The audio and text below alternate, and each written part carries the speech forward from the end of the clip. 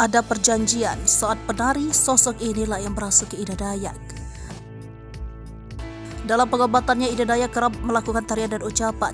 Tak sedikit yang beranggapan wanita yang disebut-sebut ahli tulang tersebut sedang melakukan ritual memanggil seseorang.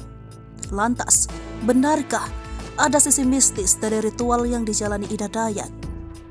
Ida Dayak belakangan menjadi nama yang teramat diperbincangkan publik. Ia rela tak dibayar, ia juga rela mengobati ratusan pasien dengan beragam penyakit.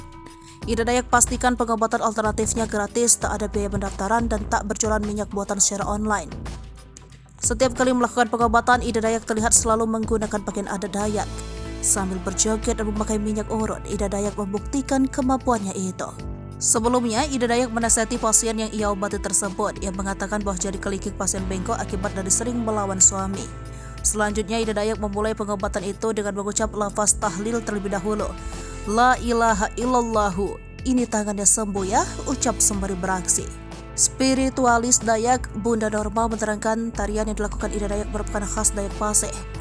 Walau mengobati orang sakit, spiritual emang suka menari, mengadahkan tangan ke atas.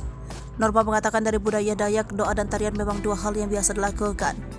Spiritual Dayak lainnya Dewi Rantian juga berpendapat senada. Dewi mengatakan ketika Ida Dayak menari pertanda bahwa ada sosok yang masuk ke tubuhnya.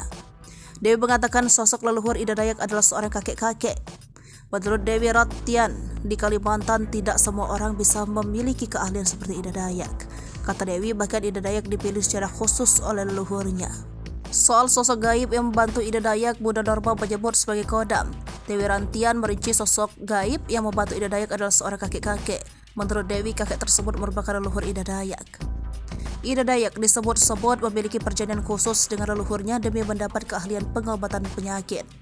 Diketahui bersama, sudah bertahun-tahun Ida Dayak keliling berbagai wilayah mengobati sakit. Dia sendiri tidak membuka praktek di rumah.